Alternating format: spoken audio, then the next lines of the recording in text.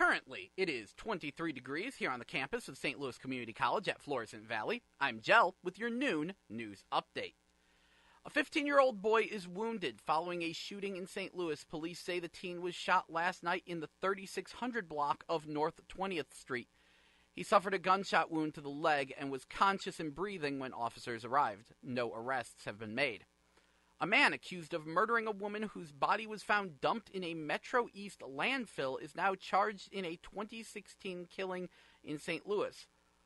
Paulren Stepter is facing murder charges in the death of Arnold Adams, who was found shot to death near Martin Luther King Drive and North Cardinal.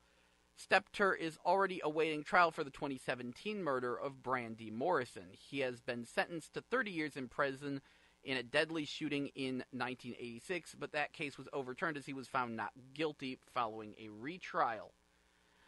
Missouri Representative Bruce Franks Jr. believes video supports his lawsuit accusing officers of using excessive force against him during a 2014 protest in Berkeley. Franks released footage Sunday night on social media of his arrest during the demonstration. He says the video shows him being kicked, beaten, and pepper sprayed while he posed no threat. The lawmaker filed the federal lawsuit in December 2016. And St. Louis police are investigating 7 carjackings that happened in the city over Thanksgiving weekend. Police say the most recent took place Sunday night when a woman had her car stolen by 2 people after she returned home to the 800 block of Dixon Street. All of the victims of the carjackings were uninjured. On to the weather. Today, it is partly cloudy, a high of 28, low of 19.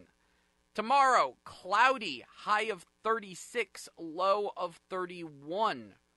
Thursday, we've got evening showers with a high of 50 and a low of 38. Friday, cloudy with a high of 53, low of 48. And Saturday, partly cloudy with a high of 62, low of 40. So, hey, it's warming up on Thursday for some reason, and then we get some rain. Okay. Anyway, that about wraps that up. Currently, it's 23 degrees here at KCFV. I'm Jell, and this has been your noon news update. But please stay tuned, because after a short break, we will be back with GameBabble Live, your video game news and information show which airs every Tuesday from noon to 3 p.m.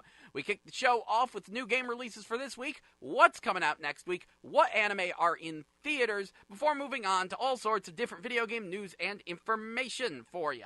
But until then, here is The Story by Fivefold here on 89.5 FM KCFV The Wave. Diverse music for your diverse mind. Thank you so much for listening.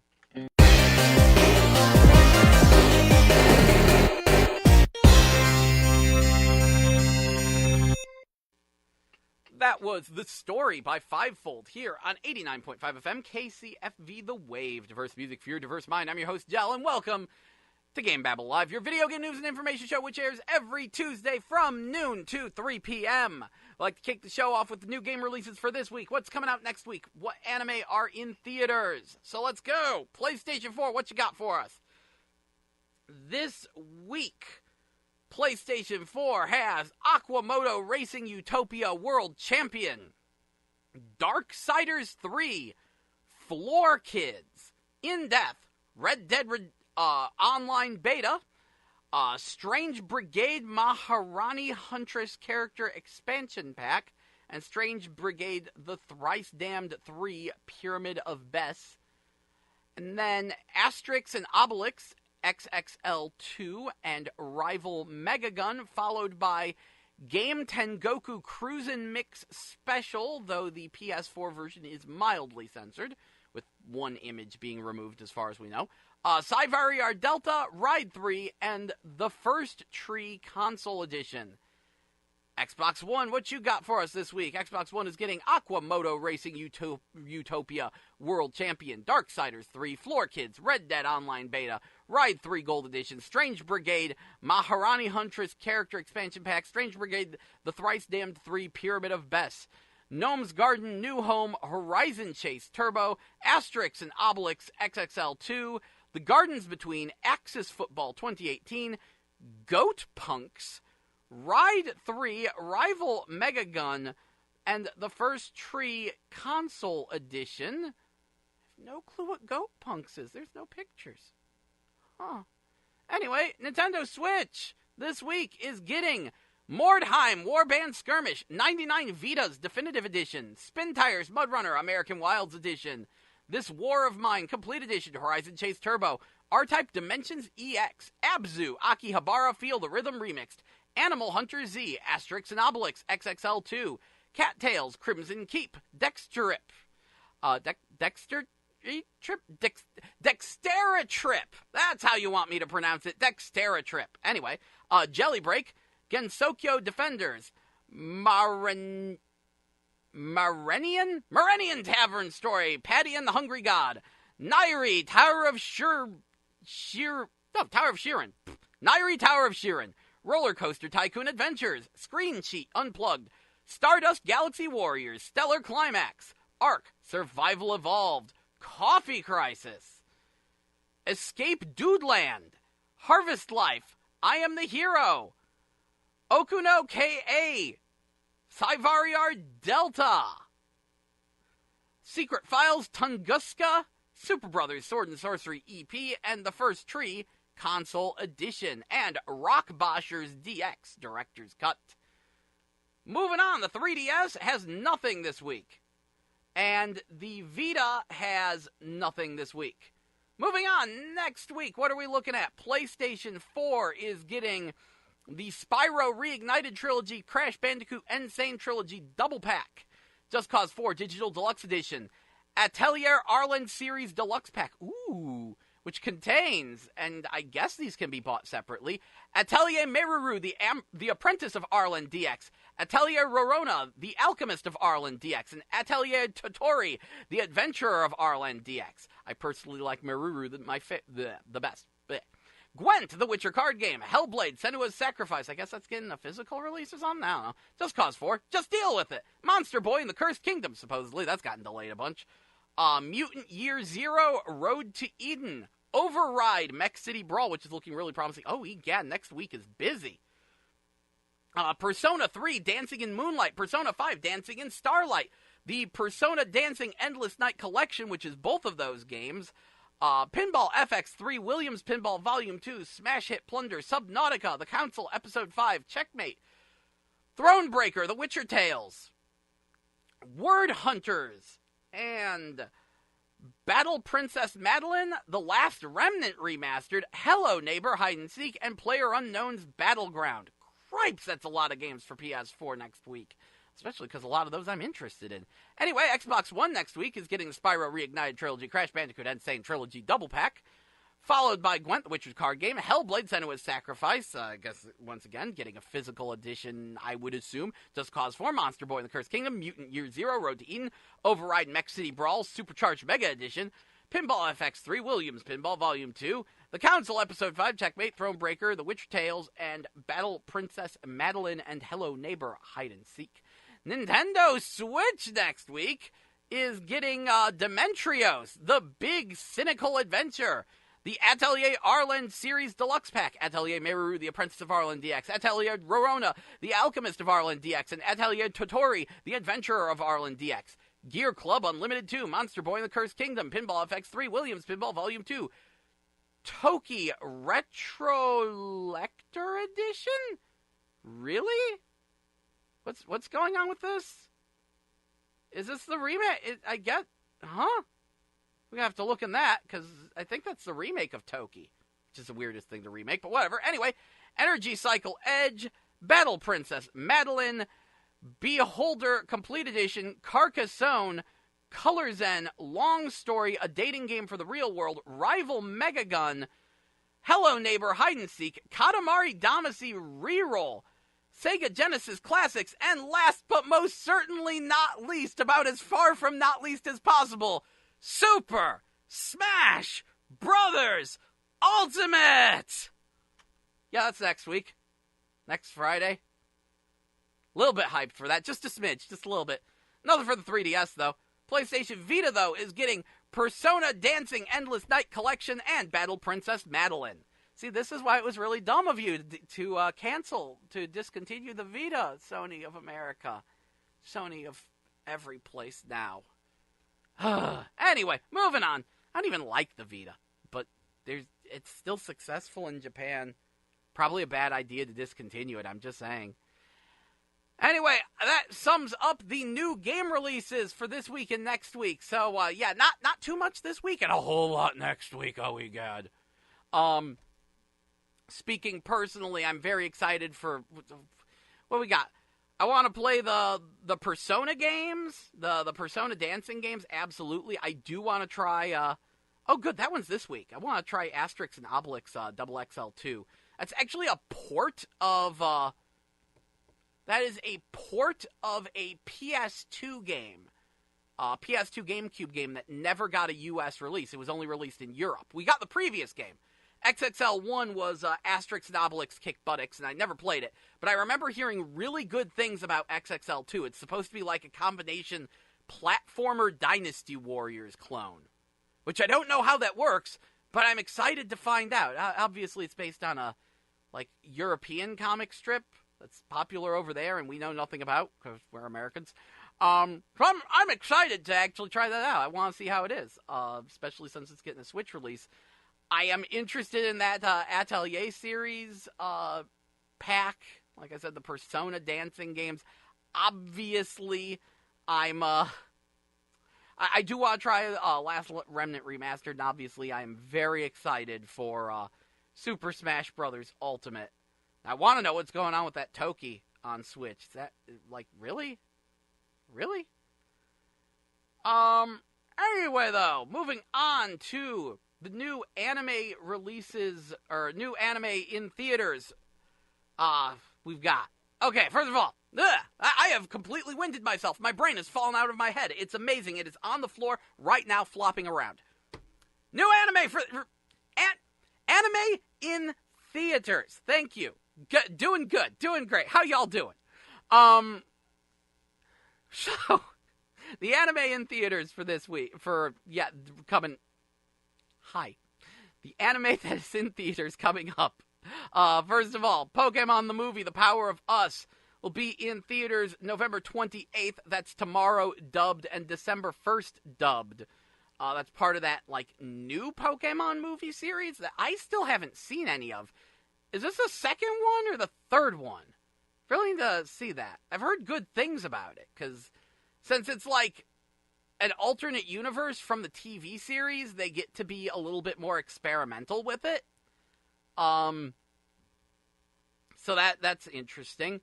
Let's see, Mirai will be in theaters November 29th and December 5th and 8th. That looks interesting. Yeah, that's another thing. See, Never Ending Man, Hayao Miyazaki, which is, of course, a documentary on Mr. Miyazaki, will be in theaters December 13th and December 18th. And Hikara-san, Here Comes Miss Modern 2 is just generally slated for winter 2018. And Dragon Ball Super Broly will be in theaters January 2019. So, get excited for that. Mostly what we're looking forward to is Mirai and Pokemon. So, I really should get out and go see that, because I haven't seen any of the new Pokemon movies. And they are supposed to be a noticeable increase in quality, thanks to the new direction they've taken with them. So it's yeah, maybe you should see that. I don't know. Anyway, that sums up our new game releases for this week, and anime in theaters, and my brain falling on the floor, flopping around. It's crazy. You ever have one of those nights where you get to bed, super late, and then wake up, 2 hours later, fully rested, and you don't know what's going on? That was me last night. I'm awake. I'm just not thinky good. But regardless, we've got some stories for you this week. Definitely going to be a lot more longer stories, because honestly, not too much video game news right now. Mostly just continuations of existing controversies and debacles. Like, I'm not playing Fallout 76, and apparently I shouldn't, but that's continuing to burn like a dumpster fire. That's gotten really interesting. Apparently I hear tell some people are enjoying it. Maybe. I have not met anyone. You know what? Someone has to be enjoying it. But, yeah, the general reaction to Fallout 76 has been overwhelmingly negative, and I think I understand why, but I don't like Fallout. I don't like Bethesda games. So that's continuing to burn. Diablo Immortal, you know, that one's cooling off a little bit and has just kind of turned into a bit of a running joke now, more than an actual controversy. It's just everyone's angry, but we've moved on, and we're just going to continue glaring at Blizzard from across the room. But there's been some interesting discussion on Pokemon Let's Go Pikachu and Eevee, and we will definitely be discussing more of that on the show this week.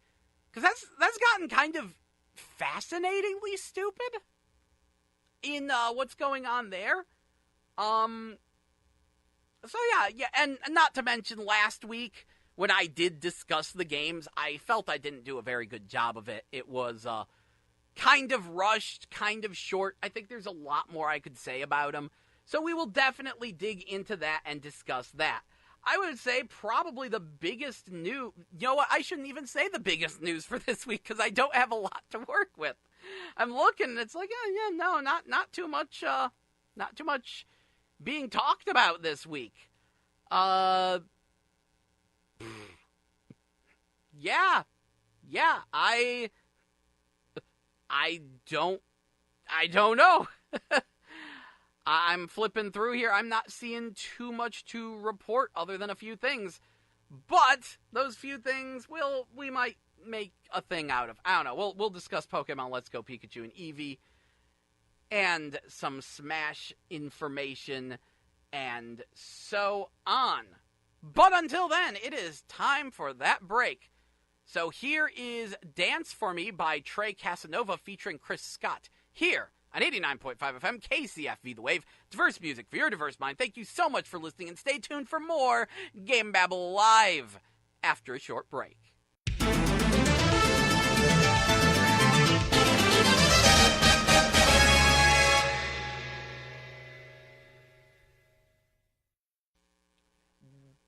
That was Go Shoddy by Steelville here on 89.5 FM KCFV The Wave. Diverse music for your diverse mind.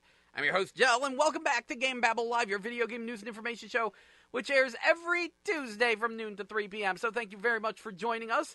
As usual, we kick the show off with the new game releases for this week and what's coming out next week and what anime are in theaters, while this is how good we're doing today. While my brain flopped around on the floor. Not my Blaine. My Blaine is fine. Anyway.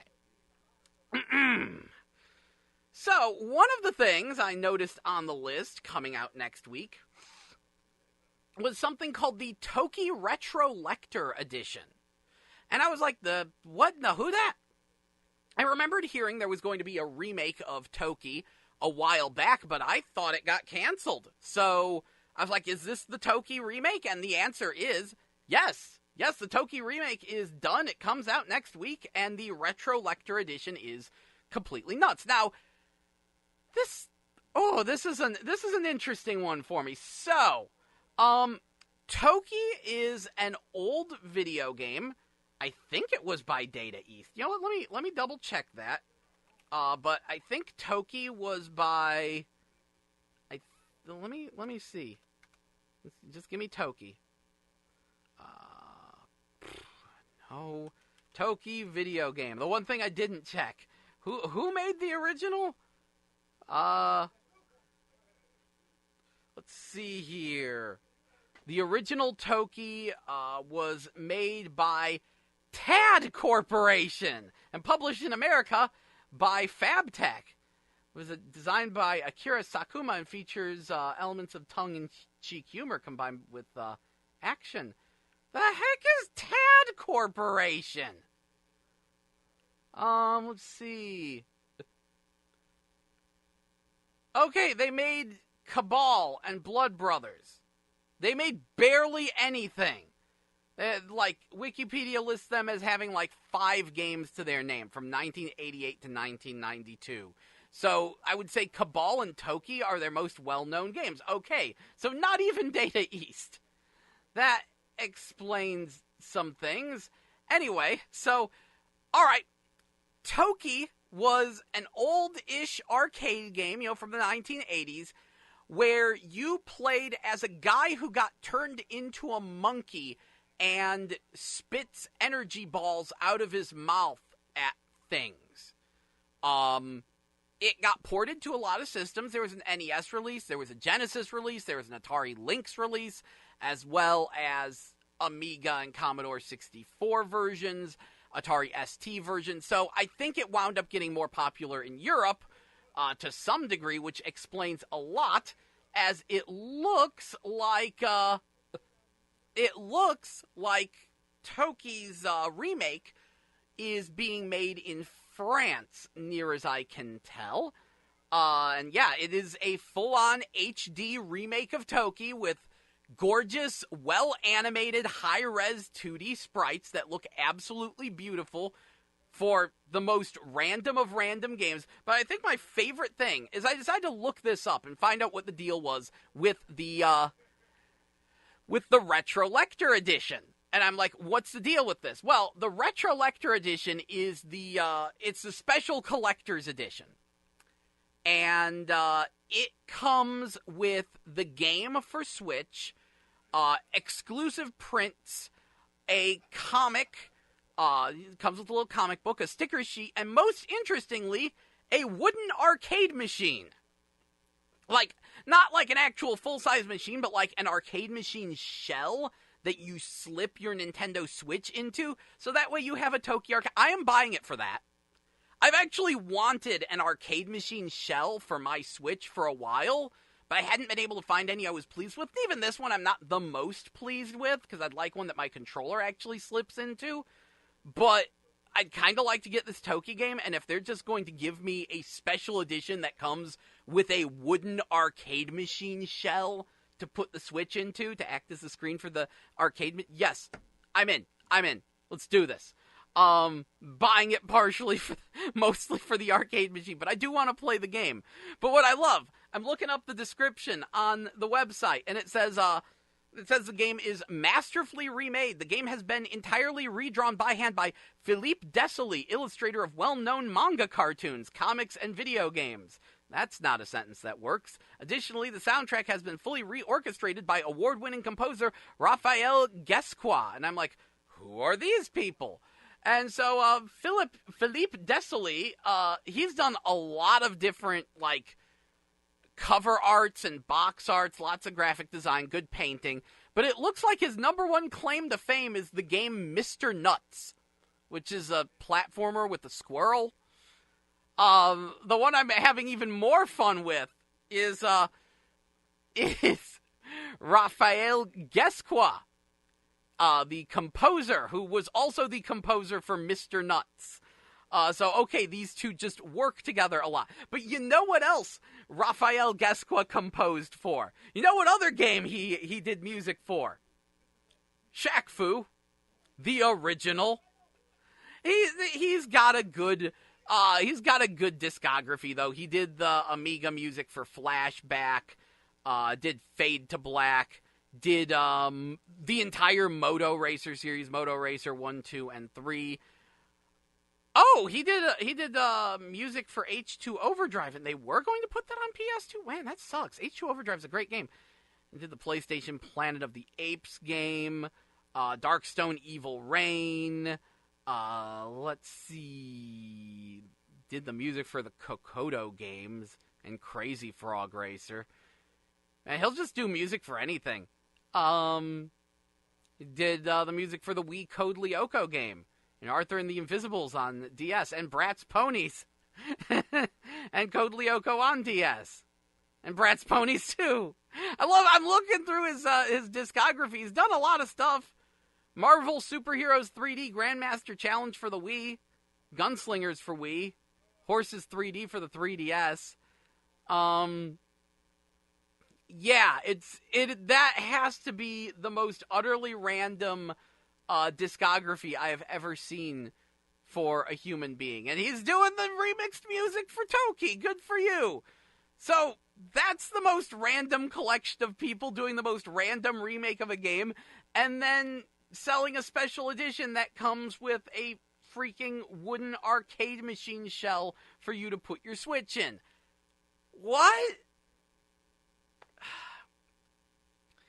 Speaking of unexpected remakes and sequels, I decided to check in on what's going on with my with Penguin Coon Wars a little bit before the show, because if you recall, way back when this show first started, I flipped out because they did a new version of an old video game called Penguin Coon Wars, and for the Nintendo Switch, and I bought it in Japanese, and I played it, and I talked about it on the show a bunch, and a US release was announced, and apparently the US version was going to be ported to PS4. It was going to be PS4 and Switch, whereas the Japanese one is just Switch and was just a download. But the US one was getting a physical edition, but it was strangely more expensive than the Japanese one by a significant amount, like twice as much. But it came with like a patch you could sew on your clothes. Anyway, I was like, okay, I'm not buying the physical edition, but this is coming digitally. I'll wait for that. You know, that game still hasn't been released digitally. The physical editions came out. People got their physicals.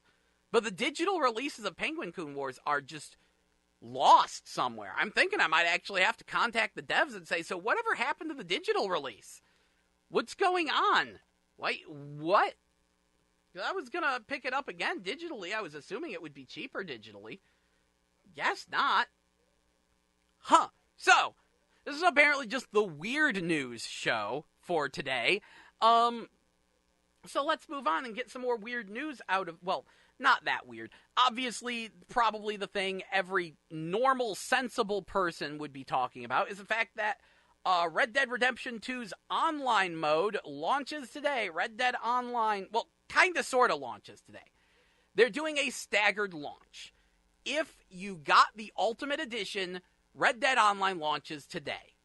I think tomorrow it launches for people who picked it up day one, like day after tomorrow for people who picked it up like day 2 and 3, and then the day after tomorrow for the rest of people. I don't know why they're doing the staggered launch. You know what? I know that it's probably like some kind of thing they were doing to incentivize pre-orders and picking up collector's editions, but maybe it'll also pay off in terms of making sure the servers are ready, because if only all of the Ultimate Edition players log on day one, maybe that'll give them a better idea of the kind of server load they can expect, and they can try to rapidly fix it.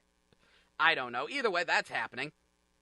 And while we're talking about the big news, I would say the other big news is that Super Smash Bros. Ultimate has been leaked.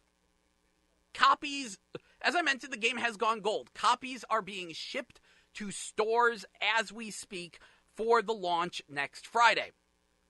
That means that some stores didn't pay attention to the street date and have leaked their copies early. And people were clamoring to get their hands on these things. Note the past tense, were. Nintendo has decided to step up their banning game. Yes, going from zero internet security anti-cheating to perhaps terrifyingly overblown. See, if you are caught cheating and hacking your Switch, Nintendo won't just ban your account. They will ban your entire Switch. Your Switch will not be allowed on the internet. I have not looked too far into how much this banning goes and if people are being banned. I think people are being banned for playing Smash Ultimate. And I do wonder, like, how long is it a permanent ban on your entire system? Or is it just you're banned until the game launches? Because I could easily see some innocent people stumbling across the game, freaking out, buying it, and their system getting banned. But who knows? Who knows? Either way, it has certainly caused people to maybe think twice about going out and hunting down early copies of Smash Ultimate. Maybe we should all just wait for next Friday. I'm very excited about that. But having said that, since it has been released, has been leaked, and people have played it, we do know one thing. Unfortunately, no, you cannot use your amiibos to unlock characters. I am mildly disappointed in this. Early on, due to the way things were worded on the Best Buy website for pre-orders for the Wolf figure, the Wolf amiibo, people thought that maybe you'd be able to use your amiibos to unlock characters early, and I was pretty excited about this. Because I have a gigantic pile of amiibos, a friend of mine has a gigantic pile of amiibos. By our amiibos combined, we could have unlocked most of the cast. Because one of the things I think a lot of people have forgotten about Smash Ultimate, and one of the things that I keep forgetting about Smash Ultimate, is that at the start of the game, you do not have access to all the characters. They've said this repeatedly, but it keeps slipping our minds. You start the game with the character roster of Smash 64. And then you're supposed to quickly unlock the other, 60-some-odd characters. But that's still a pretty long walk for me to get my hands on Daisy and Richter. And I don't know if Daisy unlocks simultaneously with Peach, or if she's actually going to be a much later unlock. I don't know. But I'm going to have to strap in and unlock hard for Smash Ultimate. Because I was not a fan of very many characters in Smash 64. Melee was when things got good. That was with the really late characters like Mewtwo and Mr. Game & Watch. Those are my favorites. I always love the weird choice characters like Mr. Game & Watch. Well, while we're on the subject, another interesting thing, Sakurai mentioned in the Nintendo Direct, of course, that they were going to release 5 DLC characters for Smash Ultimate. And he said that he couldn't tell us who they were. Apparently, when he did the video, they were not yet decided. Now, Nintendo has decided on them. He has said this is the first time that Nintendo corporate has decided on characters instead of him. So that's going to be very different. And I would say slightly disappointing because I like Sakurai's weird choices, but at the same time, you can kind of imagine Sakurai saying, okay, so the first DLC character is going to be Piranha Plant. And Nintendo going, no, we can't fire you, but you're not allowed to make character choices at Piranha Plant. Gimme that. We have to make a Piranha Plant amiibo now. Oh, crap. That's how I'm imagining it going down. So that's where we're at with Smash Ultimate. I would definitely say those are the two biggest news stories this week. Would be, hey, Red Dead Online, Smash being leaked, and then of course some of the discussion about about Pokemon Let's Go Pikachu and Let's Go Eevee, which we will continue slightly later in the show because it is time for me to take yet another break. So, here is I Just Wanna by Gentry Kozia here on 89.5 FM KCFV The Wave. Diverse music for your diverse mind. Thank you so much for listening and stay tuned for more GameBabble.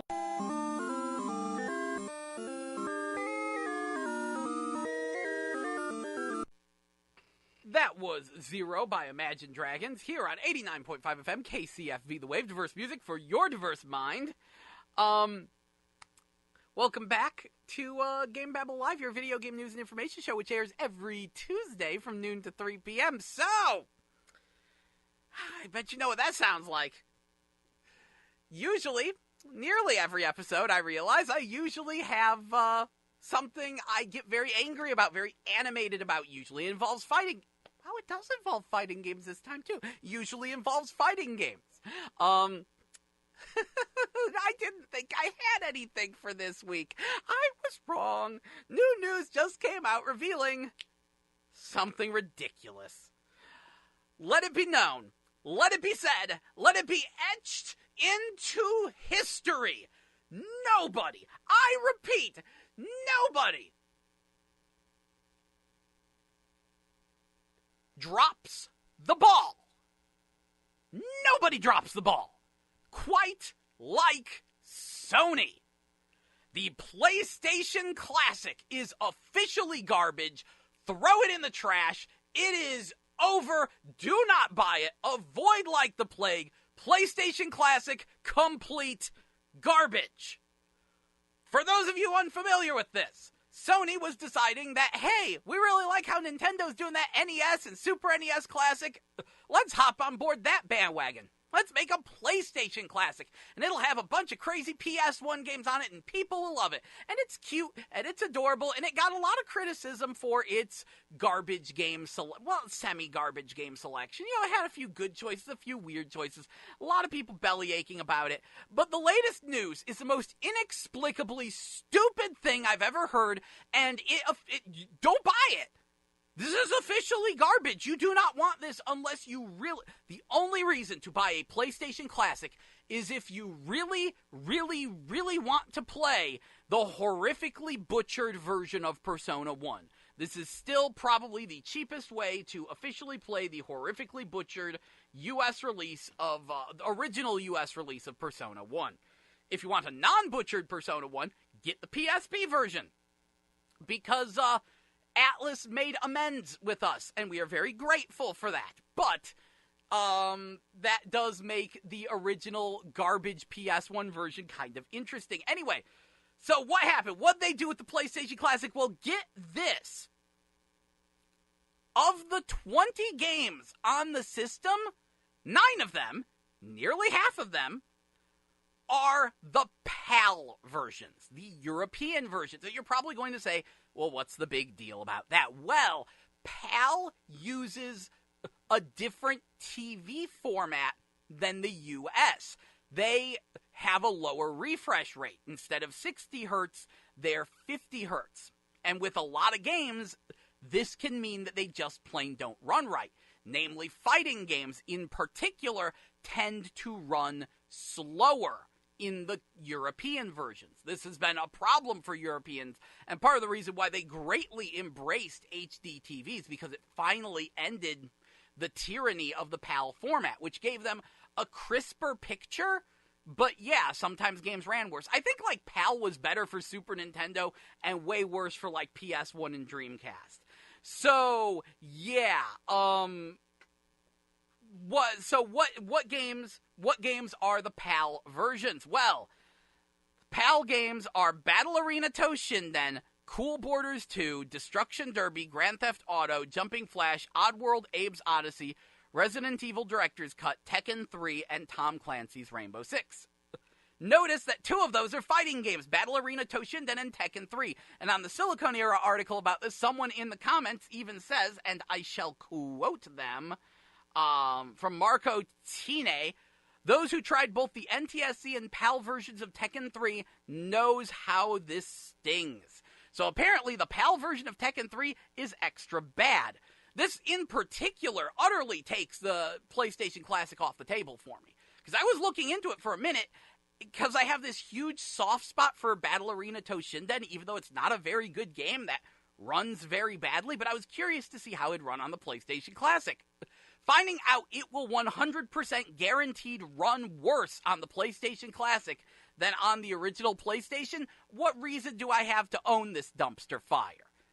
Why would you do this? The Europeans don't want the European version of these games. There's no advantage to it. Was this just a manufacturing error? Did you screw up? Why would you put the PAL versions of these games on the PlayStation Classic? So half the games are just garbage.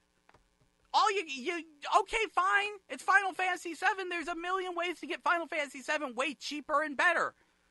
Okay, fine. It's got Wild Arms. You can get that cheaper and better. Like, the horribly butchered version of Persona 1 literally is the shining star of the PlayStation Classic. Certainly, the US one. And what I love, one of the comments on the official PlayStation blog actually, like, really, really made me happy. I gotta read this one. from Cowmamba. He says, just think if they would have pushed the PlayStation TV, Vita TV, as hard as this junk. Just imagine where it could be. It really was perfect for this. It had DualShock 4 support, can remote play, has access to PS1, PSP, and Vita titles. It also had PS Now support for a while. Sony really should have pushed it harder. They could have written an app that displayed all your classic titles wrapped up a single location so you could launch games effortlessly just like this. It would have saved a lot of overhead and manufacturing costs. Oh, well. They did, for a month or two, they did push the PlayStation TV really hard. It's just, man, don't get me started on the PlayStation TV. You want to talk about dropping balls? That is 10 different... You know what? I've gotten started on it. For those of you who don't remember, the PlayStation TV was the U.S. branding of the Vita TV. And the Vita TV was literally a PlayStation Vita you could hook up to your TV. And this... Oh, yeah, there are multiple layers to this. First of all, the PSP. The second model of the PSP actually let you hook it up to your TV, and I thought that was super cool. Then the Vita comes out, successor to the PSP, right? And I was like, okay, they're going for, it's going to have console-quality games, but it's portable, and I figured they'd let you hook it up to the TV, but they didn't. I've mentioned this before. If they just let you hook the Vita up to the TV, the Vita could have been the original Switch. But they didn't. They dropped the ball there. So, the Vita flopped horribly everywhere except Japan, where it was ludicrously successful. Well, in Japan, they said, you know what, we're going to make a cheaper version of the Vita that hooks up to your TV. It's a Vita with no control pad, no screen, no speakers, no touch screen, none of that stuff. Just like a Vita in a box, and you hook it up to your TV, and that drastically reduced cost. I'm not allowed to say prices on the air, but that thing was stupid cheap, and America got hyped for it because it came out of nowhere, and it's like, what the heck? They're making these small, super cheap Vitas that you play off your TV? We wanted that. That was actually compelling to America, but not to Japan. Japan actually prefers portable gaming, whereas America prefers non-portable gaming on our big screen TVs. So it flopped horribly in Japan, but in America we were really interested, but Sony said, nah, this product that'll do very well in America is Japan only. And for years, it was a Japan-only product. Then out of nowhere, Sony says, we are finally going to release the Vita TV in America, but they rebranded it, the PlayStation TV, and the rebranding was utterly incompetent. Because when Sony rebranded the Vita TV as the PlayStation TV, they scrubbed all mention of the Vita from it, even though it is literally a Vita you hook up to your TV. Oh shoot, I forgot to mention one of the most important problems. So the Vita TV is literally a Vita you can hook up to your TV, but for some reason it doesn't support random Vita games. And for no good reason. They have solutions for the touch screen and the tilt sensors and everything else. They have solutions for that. You can hack your Vita TV to run any Vita game just fine. But for some reason, random games were locked out. And at one point, they actually, patched it in such a way that a game that previously worked on the Vita TV stopped working. Tales of Hearts in Japan originally worked on the Vita TV, and then after an update, it removed the ability to play that game. For some reason, and people had to find hacks and workarounds to play it. Imagine if you bought a game system, and you bought it to play a specific game, because I would buy a Vita to play Tales of Hearts, like the Tales series. Tales of Hearts is actually one of the ones I really like, even though the U.S. localization was a mess, but oh, God, I could go off in all sorts of directions with this conversation. Anyway, the point is, imagine, buying a game for a system, and then all of a sudden having the ability to play that game just removed. Sony did that in Japan. Thankfully, that didn't happen with the U.S. release, but still, this brings us to the U.S. release. When they finally decided to bring the Vita TV to America, they scrubbed all mention of the Vita from it. They called it the PlayStation TV, and they barely even mentioned that it could play Vita games, even though it was literally a Vita you hook up to the TV with the same firmware and the same interface and the same everything. They tried to hide that fact. In the trailer, it said, plays select Vita games very briefly. And the trailer was confusing because it is They are literally selling they were literally selling a Vita you could hook up to your TV, but tried to hide the fact that it was actually a Vita, causing people to watch the trailer and wonder what the heck it did. Most people thought that it was actually an interface for your Vita that allowed you to stream games like from your Vita to your TV, which it does not. It lets you stream. What it lets you do is stream your PlayStation 3 and PlayStation 4 to your TV, which was what they were advertising, and that makes no sense because you could just hook up your... It was a complete disaster. They didn't know how to market it. And it was one of the best examples of game journalists just plain shilling. Because for a month, all the different gaming news sites were putting out articles about Sony's amazing new microsystem that can play all these classic PS1 and all these classic PS1 games and how amazing it is. And not a single one of them mentioned that it was the Vita TV, that this thing had been out for years. None of them mentioned its flaws.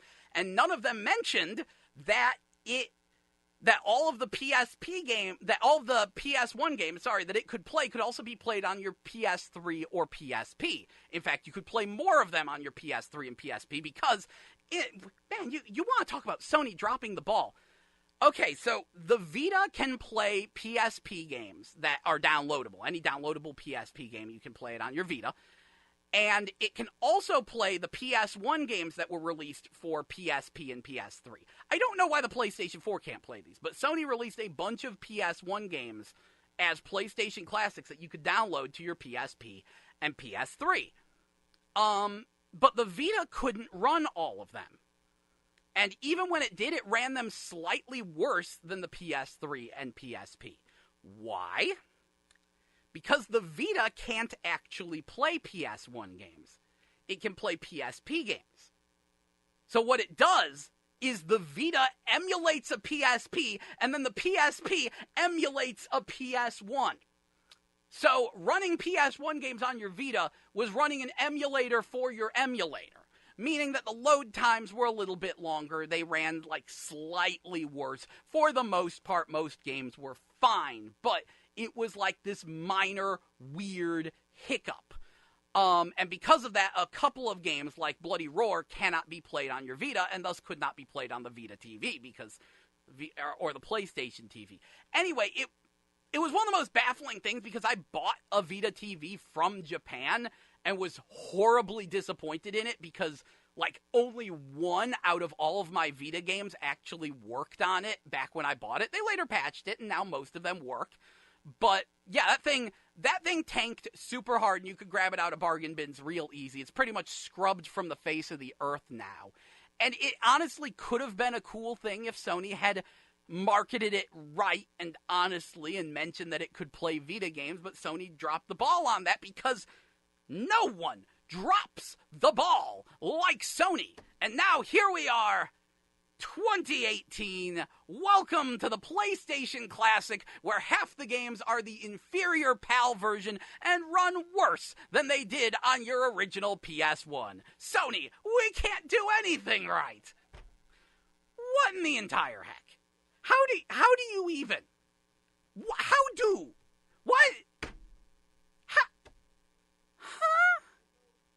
I am seriously, my mind is blown. People were already angry at the PlayStation Classic because it has such a bad selection of games. Everyone's like, why doesn't it have a Crash or a Spyro on there? And yeah, no, we've got the new remakes. That's fine and dandy, but Crash Bandicoot's a PS1 Classic. You should probably put that on there. I'm just saying. But, yeah, no, I don't even understand. What were they thinking? Sorry, but whatever genius decided to put 50 Hz PAL versions of games on a 60 Hz console is an absolute idiot.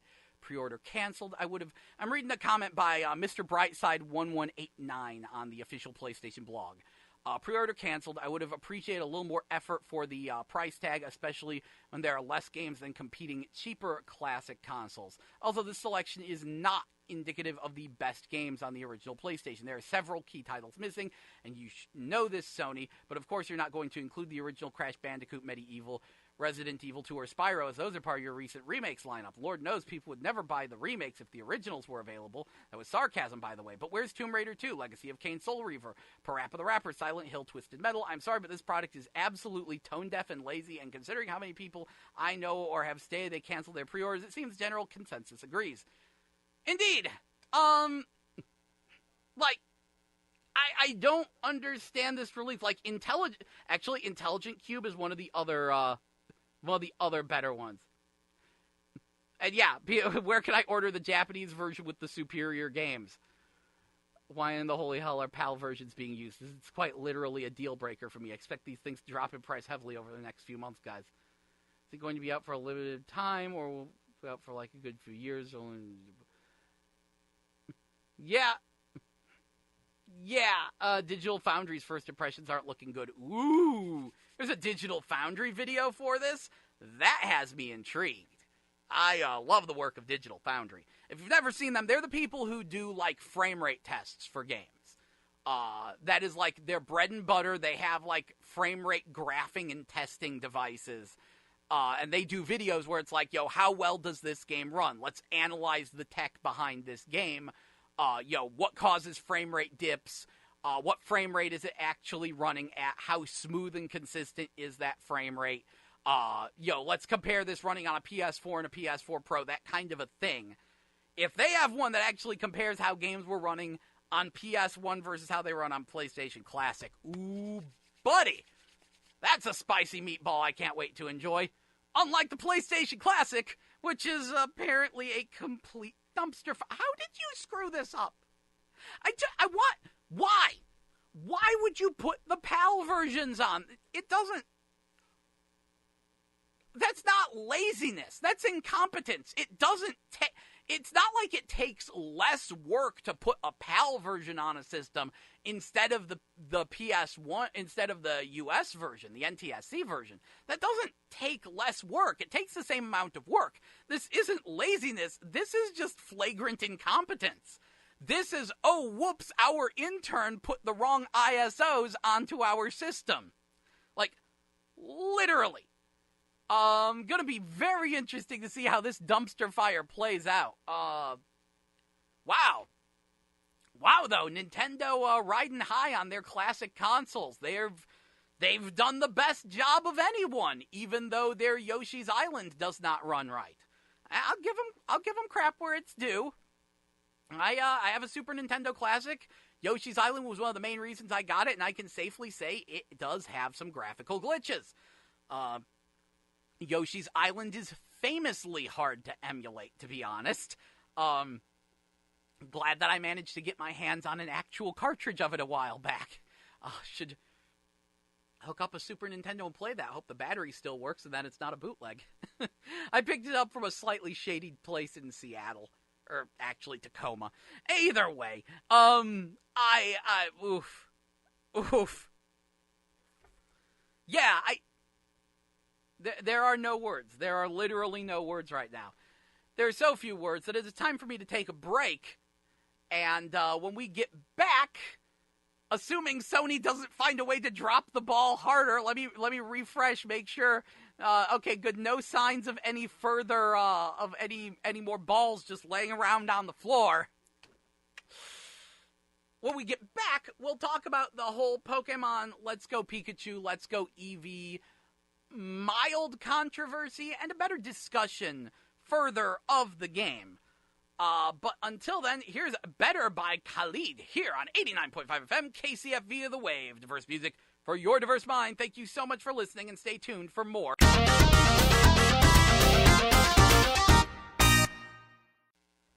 That was Sorry Not Sorry by Demi Lovato here on 89.5 FM KCFV The Wave, diverse music for your diverse mind. I'm your host, Jell, and welcome back to GameBabble Live, your video game news and information show, which airs every Tuesday from noon to 3 p.m. So, now that we have gotten over the strangeness that is, the Toki remake and the PlayStation Classic using garbage PAL versions of half the games, let's move on to talking about Pokemon Let's Go Pikachu and Let's Go Eevee. So, Pokemon Let's Go Pikachu, Let's Go Eevee, they came out. I had a lot of fun with my copy of Let's Go Pikachu. I'm still having fun with it. And it was kind of an interesting release. I should probably back up a little bit more. People have been wanting a console Pokemon game pretty much since the series began, like a full-fledged console Pokemon adventure. So when the Switch came out, people thought they were going to finally get that, especially because the Pokemon company, Creatures and Game Freak, were all like, yeah, no, we're not going to do any more Pokemon on 3DS. It's moving over to the Switch, and we were thinking we were going to get, like, a version of Pokemon Sun and Moon for the Switch. That didn't happen. Eventually, they did a big old press conference, and there they revealed Pokemon Let's Go Pikachu and Let's Go Eevee. And the emotions were interesting, because people were super excited. It's like, oh, yeah, there's Pokemon on the Switch. Oh, but it's, like, dumbed down. It ties in with Pokemon Go. Oh, but maybe it'll be good. Oh, but maybe it won't. Back and forth, back and forth. Then at the end of it, they're like, okay, the next, like, actual big mainline title comes out in 2019. Probably late 2019. So, we've got the next Pokemon generation on the way. Let's Go Pikachu and Eevee is just sort of a stopgap tie-in with Pokemon Go. Because the thing is, you can actually link it up with Pokemon Go. And I'm going to be honest, Nintendo marketed the game a little bit wrong. Because in the trailers, they focused so much on the Pokemon Go style catching that many people don't know that it has regular Pokemon battles in it. See, this is sort of the biggest change, is there are no wild Pokemon battles. All the wild Pokemon battles work like Pokemon Go, where you just throw Pokeballs at them and catch them. But it still has trainer battles, and those are still pretty much traditional Pokemon battles. So a lot of people wanted the game because they had to get their Pokemon fix. But they were braced for it to be a massive downgrade from what they expect out of a Pokemon game. And those people who expected it to be a huge downgrade were very happy when they got it home and realized, oh, hey, this isn't much of a downgrade at all. There's a few features removed here and there, and, you know, it is pretty much just the original 151 in their Alolan forms, and then Meltan and Melmetal. But, you know what? Not bad. No, it's a lot like playing the old Pokemon games. It's a lot like playing Pokemon Yellow. And there's enough, like, quality of life changes and enhancements that it all sort of evens out to being a pretty darn fun Pokemon experience.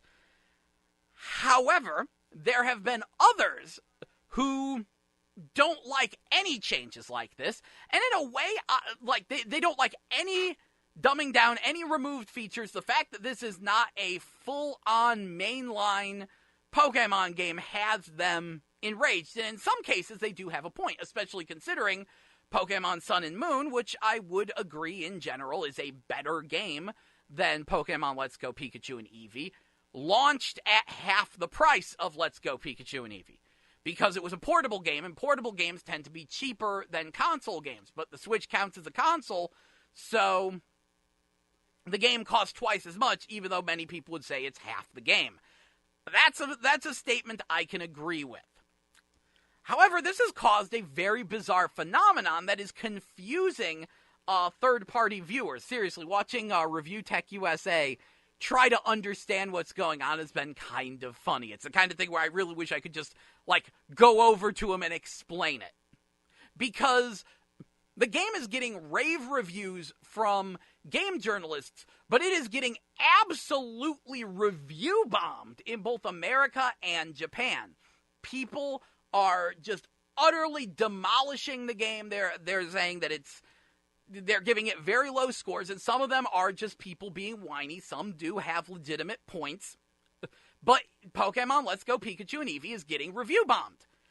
At the same time, Pokemon Let's Go Pikachu and Eevee is the fastest-selling game on Switch. It is selling better than any other Switch game ever has in its, like, first day. Like, day 1, 2, 3, Pokemon Let's Go Pikachu and Eevee sold tons, And individually, they didn't sell as much as, like, Red Dead Redemption 2 and the Spyro Reignited trilogy. But combined, they do. Which technically they should. And that's, of course, a good debate. Do you count them as separate games or do you count them together? Because on one hand, most people only buy one of the two. On the other hand, some people do buy both. Because Pokemon fans be crazy, So, it is like, how do you count it? But yes, if you combine both titles, yeah, it outsold Red Dead Redemption 2 and the Spyro Reignited trilogy. And it is the best-selling game on Switch. And that's one of these things that sort of has people going, wait a second, so game journalists say it's good, users say it's bad, but it's selling crazy good. What's going on? And as I said earlier, it's pretty much a split between people who expected it to be a massive downgrade and were very surprised to find that it's pretty much just a Pokemon game with, like, a few missing features, but in general is a pretty fleshed out regular Pokemon game, and they're having fun with it. And then the people who won't accept anything less than a continual upgrade of the series, which, again, I understand that. I understand where they're coming from. But it is one of those interesting scenarios, especially because, I will be honest, there is another factor to this. There are a number of people who are just plain hating on the game. Because every time I see the game being streamed, there's usually a couple people in the chat just bashing the game, and they're clearly, utterly unaware of what's going on, because they usually talk about how there's no Pokemon battles in it, even though they are, it's just only trainer battles. They talk about how dumbed down and easy it is, which if you just saw the Tangela I fought, is not the case. I hate that Tangela, I'm glad it's dead. Screw that Tangela. It was an ace trainer after, below Lavender Town. It has a Tangela that has Mega Drain and Sleep Powder. And Mega Drain kind of got crazy buffed recently. And, yeah, Sleep Powder. So it just puts me to sleep and kept Mega Draining. And honestly, the only reason I beat it is because it ran out of Mega Drains to use. So it just kept spamming Sleep Powder, because apparently those were the only moves it knew. Screw that Tangela. I hate it so much. But that does actually bring up a good point. I kind of want to point out. If you want an actual challenge in Pokemon Let's Go Pikachu and Eevee, kick your Pikachu and Eevee off the team. Because, yeah, you can't evolve them. They're plot-centric Pokemon. But they learn special protagonist moves and get, like, special stupid abilities that allow them to be ludicrously overpowered and just win the game for you. That Pikachu can beat Brock. Can one-shot his Onix. With the Pikachu. Because it learns double kick. So, just saying, that's the thing. If you want a real challenge, kick them off your team, get some Nidorans, because Nidorans are the best. Now, moving on. A lot of there have been some people who know that the games are a downgrade to some degree, haven't quite played them, and have decided to bash them. I actually saw a thread on a message board recently claiming that Pokemon Let's Go Pikachu and Eevee should be as much of a controversy as Diablo Immortal. Thankfully, everyone disagreed with them, pointing out that there's a huge difference between these two scenarios. Namely, the fact that Pokemon fans are not starved for new games. They announced the next big mainline game is coming in the following year in the exact same press conference. And Pokemon Let's Go Pikachu and Eevee is actually an in-house Pokemon game made by Creatures and Game Freak. And it doesn't have any, and it's on a system, and it doesn't have any stupid microtransactions attached to it. It just is what it is. Now, I know you're going to say, you keep mentioning that there are removed features. What's missing? Well, first of all, I do need to say there is no Pokemon breeding. I thought there might be because I found a daycare center, but no, it only holds one Pokemon. So screw that. No Pokemon breeding. No abilities, no held items. I'm not sure if it has the weather effects for things like sunny day and the like. I think I heard that it doesn't, and that's why Solar Beam got buffed like crazy. And it has IVs, but EVs have been replaced with candies. That I don't fully understand IVs and EVs. I'll be perfectly honest with you, but apparently they're in the game. But on the flip side, in terms of quality of life changes, you actually see the Pokemon on the map, and that's really nice. It makes hunting for rare Pokemon way more fun. It is honestly kind of nice not having to deal with constant Zubat spam, and the catching is not bad. It actually is kind of fun, just throwing balls at Pokemon and then just having the trainer battles. Your Pokemon box is actually carried around with you. You can rename your Pokemon at any time, and so on. It is also well worth mentioning that when you play online, you have an option to do online battles with no candies. Because, like with Pokemon Go, you can actually trade in your excess Pokemon for candies that give you stat boosts, and this can make your Pokemon kind of broken. But the game does recognize what part of their stats are candy and what part is natural, and you can turn off the candy boost. This is important because the big question to me and to a lot of people is, will we be able to transfer Pokemon from Let's Go Pikachu and Eevee into Pokemon 2019? And everyone has said they want to make this happen, but they make no guarantees. But the fact that we can turn off candies is definitely a step in the right direction for that.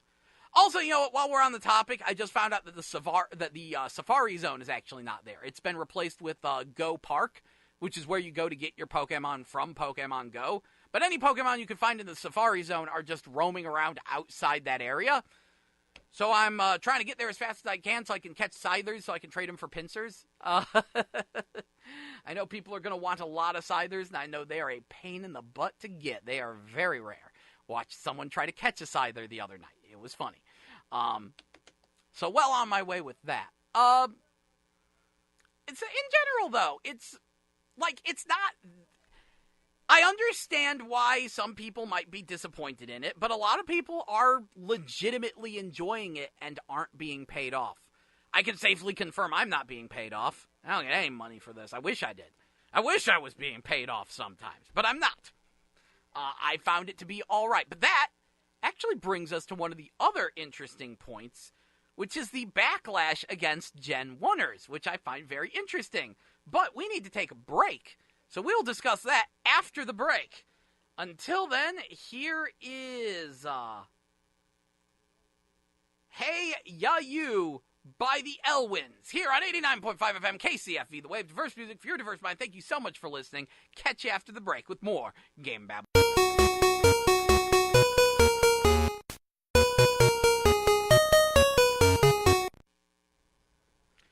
That was Dark Necessities by the Red Hot Chili Peppers here on 89.5 FM KCFV, the wave diverse music for your diverse mind. I'm your host, Jell, and welcome back to GameBabble Live, your video game news and information show, which airs every Tuesday from noon to 3 p.m. We'll get back to our discussion on Pokemon Let's Go Pikachu and Eevee in just a minute, but I've decided to look a little further into the debacle that is the PlayStation Classic. It gets worse, folks. That's right. I found the Digital Foundry report, which is on Eurogamer, for better or for worse. And, yeah, so not only is it running, not only is the PlayStation Classic running, PAL versions of games, it's running them worse. Turns out the PS1 emulation is not up to snuff, especially on 30 FPS title, which has noticeable frame judder. And apparently Battle Arena Toshinden gets hit the hardest, because it's a 30 FPS game normally. The PAL version, due to the fact they run it slower, is apparently 25 FPS. And then you couple that with the fact that the PlayStation Classic is trying to output this 25 FPS signal at 60 FPS on a jank emulator, and you wind up with noticeable judder that's just ruining everything. There's no video yet, but I can't wait to see it because the reports aren't good, and I found out a large part of why. For some bizarre reason, Sony didn't make their own emulator for the PlayStation Classic. They are actually using the fan-made emulator PCSX Rearmed. So, Sony, did you fire your emulator guy or something? You used to be able to do this, now you can't? What happened? Your backwards compatibility with PS1 games on PSP and PS3 is generally speaking pretty good. What happened? So you have to just take other people. You literally are just like taking a cheap Android chip. I think this might actually be running on an Android chip. I think they're just taking a cheap Android chip, running an Android version of PCSX on it, and shoving it in a PlayStation shell. At least Nintendo made their own emulators. They stole the ROMs off of fan websites. They used other people's rips of the ROMs for the NES and Super NES Classic. But at least they made their own emulators. Sony, they're not even using their own emulator. They're not even trying. This is completely lazy. And then using the PAL versions, that's not even lazy. That's just stupid. The best guess anyone has for why they'd use the PAL versions is because then it has multiple language options. But the PAL version of Tekken 3 is apparently legendarily bad. Like, all of Europe hated how badly they got screwed with Tekken 3. Like I said earlier, no one in Europe wants the PAL versions of these games. Okay? Tekken 3 feels like it's running underwater, apparently. That's what many people have said. So this is going to be... This is a complete debacle. The PlayStation Classic is just garbage. Like, in every sense of the word. Sony has put literally no effort into this thing, and as one user joked, I wouldn't be surprised if there was an @Games sticker on it. Though even @Games is starting to step up their games, awkwardly and poorly. So I don't even know. But that is some next level patheticness on Sony's part. So, round of applause. Impressive ball drop from Sony. Never seen anyone drop a ball quite like that. But then again, this is a company that has mastered the technique. They reshaped the entire video game industry with the PlayStation 3 announcement. So, no one can drop a ball like Sony. Moving on, though, from dropping balls to dropping Pokeballs, let's get back to Pokemon Let's Go Pikachu and Let's Go Eevee. So I mentioned that the game has a weird scenario going on right now, where it's receiving rave reviews from journalists, horrible user reviews bombing it in both America and Japan, yet it is one of the best-selling games on the market right now, the fastest-selling game on Switch. If you combine the sales of both the Pikachu and Eevee versions, it is the best-selling game this month. Right now, people just can't wait to buy more Pokemon Let's Go. People are loving and many people are enjoying the game. One of the things I've noticed as part of the backlash, and something I find incredibly fascinating, is that a lot of the hatred for Pokemon Let's Go Pikachu and Eevee is hatred for quote-unquote Gen 1ers. And this is very surprising. A Gen 1er, of course, is a person who played the original Pokemon Red, Blue, Yellow, and feels that those are the best games in the series and all the other ones don't matter. The original 151 Pokemon are the best. The original games are the best. Screw the rest of the new stuff. And there is a lot of backlash towards these people within the Pokemon community. And I find this very fascinating. Because usually, when you have people being massive elitists and keeping people out of communities and backlashes against groups of people, it's usually the old fogies being jerks to the newcomers. But in this case, it is the newer Pokemon fans that hate the older ones. So that's a very interesting twist. Although, to be fair, to be more nuanced, a Gen 1er is, like I said, someone who doesn't even give the newer generations a chance.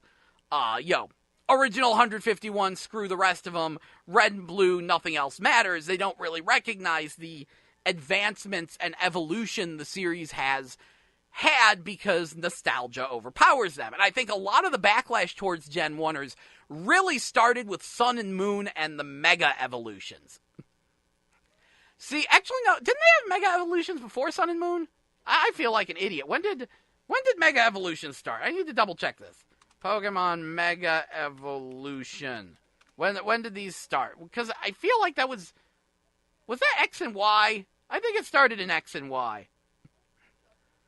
Yeah, Generation 6. Yeah, X and Y. Okay, I thought so, because I remember learning about Mega Evolution from the roller skate girl with the goofy hair and the Lucario. Okay, so that started X and Y. That's when the backlash started. Because the thing with the Mega Evolutions, the part of is that the majority of Mega Evolutions have been Gen 1 Pokemon. But if you're unfamiliar with Mega Evolutions, basically they introduced Digivolving to Pokemon. You can temporarily evolve certain Pokemon into stronger forms for the duration of the battle. And not every Pokemon can be Mega Evolved. Only select Pokemon have Mega Evolutions. And most of them were Gen 1. There were exceptions. There's a good number of exceptions to this. But who gets Mega Evolutions is very much a popularity contest, and most of the Mega Evolutions were Gen 1 Pokemon. And that, I think, caused a lot of people who like some of the later Pokemon to feel really, jealous and angry, because it's like, you're just doing this to rope in, to play off the nostalgia. And then Sun and Moon continues that. Then Pokemon Go launches, and it launched with the original 150, 151 Pokemon. And people had to wait for quite a while for more generations to be added. And then here comes Pokemon Let's Go Pikachu and Eevee, which is a quote-unquote kind of sort of remake of Yellow, of Pokemon Yellow. And once again, we're playing off nostalgia, we're playing off the older fans who prefer the Kanto region and the original 150 Pokemon, 151, etc. So it was very much a thing. There was a lot of so there anyone who's like been a newer fan and likes the newer Pokemon and likes the newer features and the newer stuff that has been added to the games recently, they get very annoyed that people keep wanting to go backwards. Especially like the people who play like serious competitive Pokemon, and yes, boy howdy do those people exist. Anyone who wants to play serious competitive Pokemon is very disappointed by how much a game like Let's Go Pikachu and Eevee sort of takes things a little bit too far back. So I understand this. It's just one of the most fascinating things ever to me to see a situation where the older fans are being kicked out by the younger fans.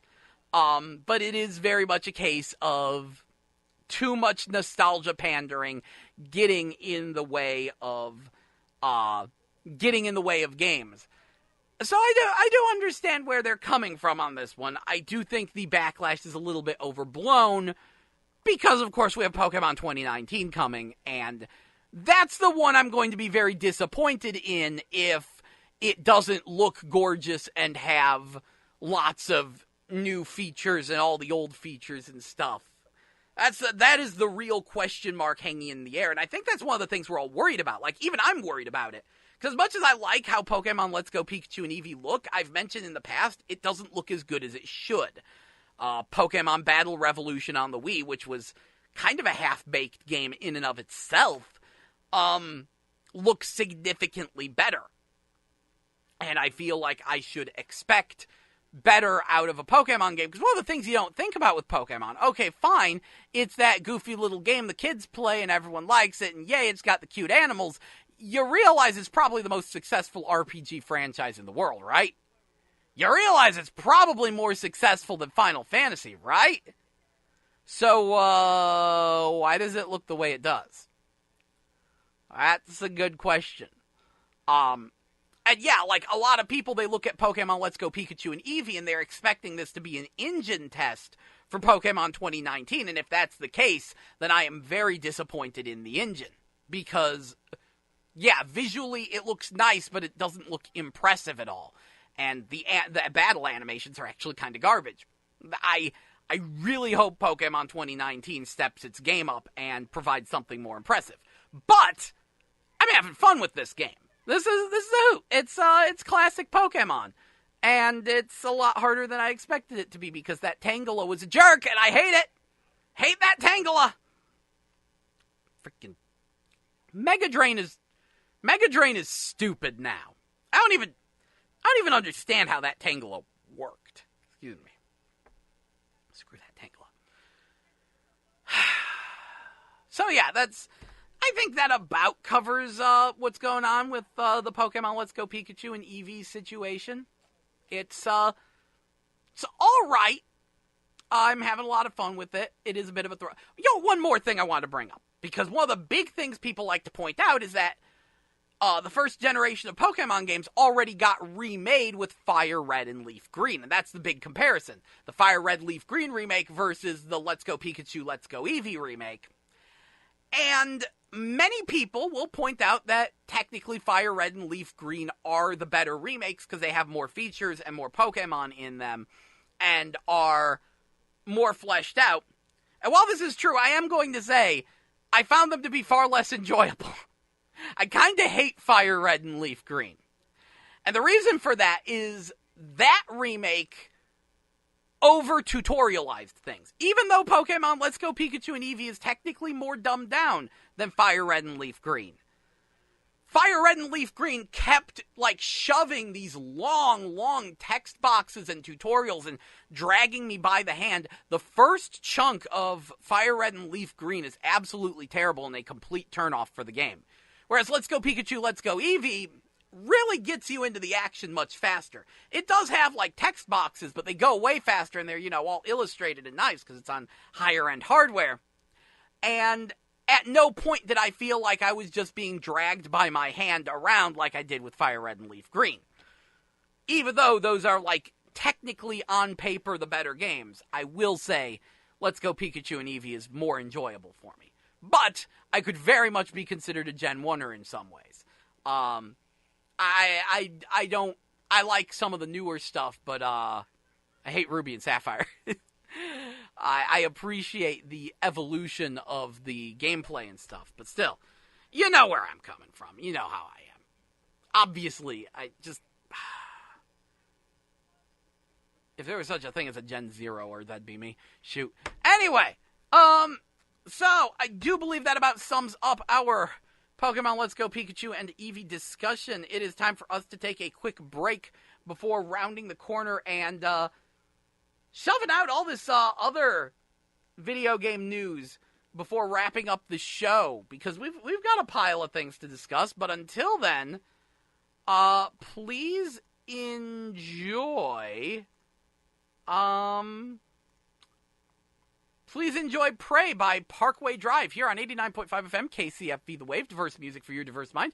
Thank you so much for listening, and stay tuned for more GameBabble.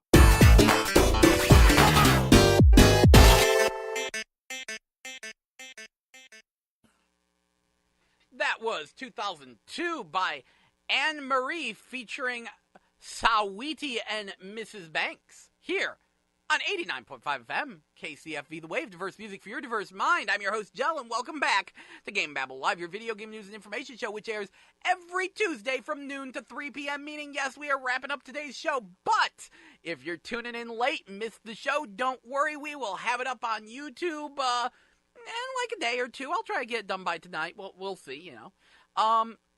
Just go on YouTube, look up GameBabble Live Archive. That's GameBabble, all one word. You make it two words, you'll find two guys named Phil and Rick. I don't know who they are, but they have a separate GameBabble. I was here first, darn it. Either way, just look up GameBabble Live Archive on YouTube, and you should find one of well over 60 episodes of this show with download links to my Dropbox for the raw MP3, or you can just listen to it right there on the YouTubes. So, good times to be had there. As for what we've talked about in this show after the new game releases for this week and next week and what anime are in theaters, we talked about the baffling remake of Toki and its very interesting looking special edition, the Super Smash Bros. Ultimate getting leaked, Nintendo banning whole systems, Red Dead Redemption 2's online rollout beginning today, starting with people who purchased the Ultimate Edition and then going from there. Then we talked about how the PlayStation Classic is a complete and utter dumpster fire using terrible emulation and the slower PAL versions of half the games, and then talking about the slight backlash against Pokemon Let's Go Pikachu and Eevee and the situation with that. Anyway, speaking of which, I looked up the Pokemon, the movie, The Power of Us, and it looks like that will be playing at the Mills as well as the St. Charles Cine, and there was like one other theater that's also playing it. It'll be in theaters tomorrow and then like December 1st, I think they said. So, you know, keep that in mind. I think I might actually try to go catch that one. I haven't, especially because I've missed out on so many of the animes that have been coming to theaters, and I haven't seen a Pokemon movie in a while. I'm kind of curious about this new reboot universe, the new movie reboot universe, because they've decided to put the Pokemon movies in a separate universe, so that way they can further flesh out and explore them. Kind of curious to see what goes on there. Anyway, we have at least a little bit of video game news for you to wrap up the show with. So let's start with the new Mario Tennis Aces characters coming out. And what a lineup. We've got Lumas, we've got Boom Boom, and then, most surprisingly of all, Pauline. Pauline will finally be playable after all of these years in Mario Tennis Aces. That took long enough. Cripes, it's been... Oh, ye gad. Let's see, Donkey Kong came out in 1982. And then... screw math. I don't feel like doing it right now. My brain's already on the floor. But, yeah, it's been over 30 years. So, you know, that's a thing. Moving on. KOF 14, King of Fighters 14, is getting a balance patch in December. This is very nice. We haven't heard anything out of KOF 14 in a good long while. It's a rock-solid fighting game, tons of characters. They released 2 DLC packs for it. They're very nice. And they've said, yeah, no, we want to better balance the DLC characters. We do want to push this for esports, so good times there. Speaking of esports, hey, how about that SNK Heroines? Jean from World Heroes is coming to SNK Heroines, and wow, did I not realize just how much of a departure from the actual Joan of Arc she is. I am amused. Then again, World Heroes is a very silly game, and apparently they're planning a comeback, as World Heroes is also getting a manga. But either way, I'm very interested in playing Jean. I'm glad she'll be joining the SNK Heroines. This means that the leak was indeed true, as all the leaked characters for SNK Heroines have come true, meaning that we can likely expect Shiki, and I think they said Rimururu as well, to be in the new Samurai Showdown. Moving on, there's a new Splatoon 2 update coming December 5th with new weapons and abilities. This is surprising because we thought Splatoon 2 might have been over and done with, but no. we've got more Splatoon 2 updates, which is good because people freaking love that.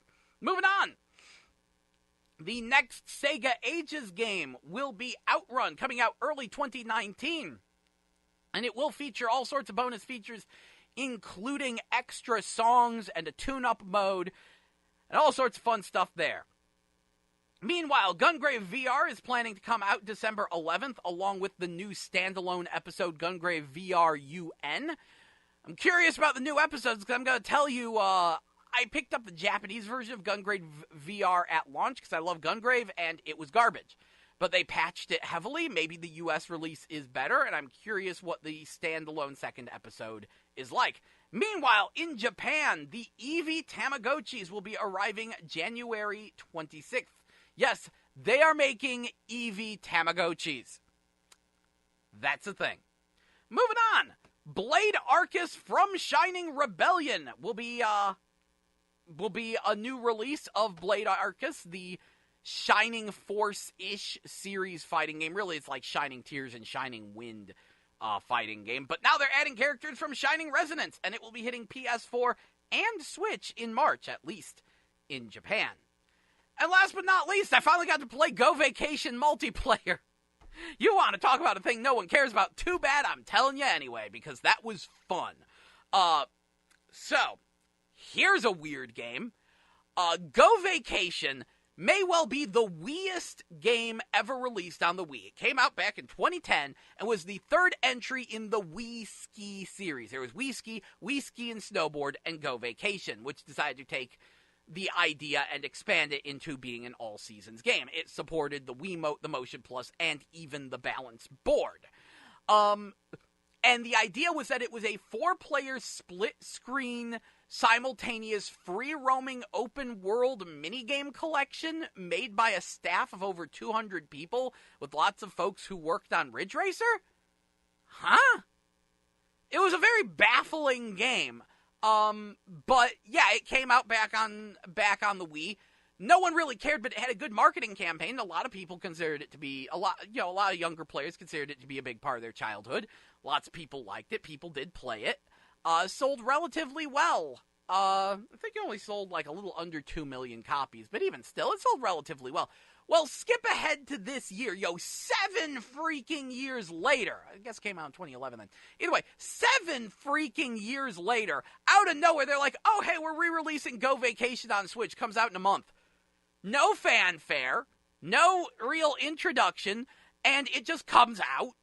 A little bit on the overpriced side. It was nearly full price. And, it happened. It got kind of reviews. No one really cared. No one really talked about it or explored it more. I tried to find information on it, and people just copy-pasted all their Wii information. They didn't realize there had been changes and tweaks, upgrades, and in some cases, downgrades. As I found out the hard way that a good chunk of minigames were indeed cut, namely the dancing minigame, as well as the laser sword fighting game. That was also cut from the Switch release, but at the same time, they expanded other games like the racing game that's basically Ridge Racer. They added way more courses and cars and features too. So certain things got enhanced, certain things got removed. The Switch release was kind of interesting, but the thing that always annoyed me, I was always fascinated by this game because it's so full of just the most utterly random Namco references. I'm very much like a retro game guy. I love how much Namco references their old stuff. And if you play Go Vacation, they have a bunch of vocal remixes of classic Namco music, but most of the songs are English vocal versions of Moji Pitan songs. Moji Pitan wasn't even released in America. It can never be released in America. It's a word game. It relies on the Japanese language to function, and yet a good chunk of the soundtrack is English versions of Moji Pitan songs. I mean, at least the Moji Pitan theme was like a meme for a hot minute, but that, I don't even know. So it was always kind of a strange game,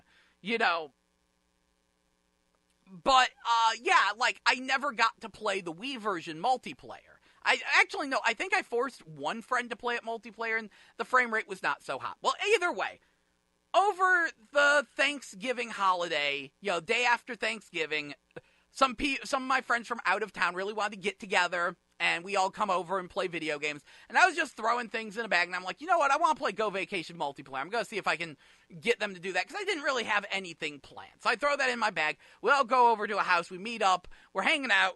We're playing Tetris Effect. We're playing Pokemon Let's Go Pikachu. I have them play a little bit of SNK Heroines. We're having a good time, and at the end, I'm like, we got to play some Go Vacation, because I wanted to see the frame rate. And they all rolled their eyes, and they were like, whatever. You better be thankful we're doing this. And I'm like, I am. I just want to see how this runs. And so, we quickly make accounts, and we just give them numbers 2, 3, and 4. They pick random avatars, and we all hop in the game. And I send them straight to the city resort. And we started, almost immediately having a blast with it. And afterwards, one of my friends, after, we didn't have enough time to really play a lot of it. But by the end of it, I think everyone there was considering buying their own copy. And afterwards, one of my friends, the one who arranged it, was saying to bring the game over next time and wanted to have another meetup, because that wound up being the star of the show. A large part of this is because the city resort is awesome. The city resort, every resort has their own vehicle that you can run around in, and you can do tricks with those vehicles. In the city resort, it's rollerblades and skateboards. And it has tons of grind rails, and the game pretty much turns into 4-player split-screen Tony Hawk versus Jet Set Radio. And except chibi and anime. And it was kind of great, because that was the first thing we did, is I was like, okay, you can do tricks on your skates, and I don't understand the controls, and we're just all running around the city trying to figure out the controls for our vehicles and our skates, and trying to do tricks and stuff, and it was stupid fun. Now, I have to say, the game, by the way, ran at about a pretty solid 30 FPS. There were some dips and jumps here and there, depending upon what was on screen, but overall, ran pretty well in split screen. As it darn well better, the Switch should be able to run a split screen Wii game that was designed to run in split screen on the Wii. It should be able to run that better. I should hope so. But even still, I was very happy to find out that the game ran significantly better than it did on Wii, and how fun it actually was to play it multiplayer. Having said that, single player, little on the bland side. There's a reason it got very not so hot reviews, and that's because most reviewers reviewed it as a single player game. And it's not. It's very much something, it should be thought of like Mario Party. It is for local multiplayer. There's no online multiplayer. It is for local multiplayer with friends, and if you can make that happen, Go Vacation's actually a lot better than I expected. That is, it went from just a curiosity to something we were legitimately enjoying and fascinated by. It has so many just random dumb features. And so, yeah, I'm not sure if everyone buying their own copy is a very good idea, but if they do, it has System Link, so we could all play on our own systems and have a full screen to ourselves. I don't know. I'm kind of curious to see the direction this all goes in. But as such, Go Vacation continues to be a baffling little game. I certainly wouldn't recommend it, but if not at the price tag either. That is one you fish out of a bargain bin. And once you do, you'll probably have a lot of fun with it if you can play it multiplayer locally. But it's still a fascinating thing, and I just wanted to report that as someone who has been poking at that game for 7 years, single player, the being able to play it multiplayer on Switch wound up drastically improving my enjoyment. So, with that, I do believe we finally wrap up today's episode of GameBabble Live. Thank you so much for joining us. Remember, the episodes will be available on YouTube. Just look up the GameBabble Live archive, GameBabble all being one word. Thanks again. Catch you next week here on 89.5 FM KCFV The Wave. Diverse music for your diverse mind. Thanks again for listening. And now, I leave y'all with Got Me Good by In Real Life here on 89.5 FM KCFV The Wave. Diverse music for your diverse mind. Thank you so much for listening. See you next week.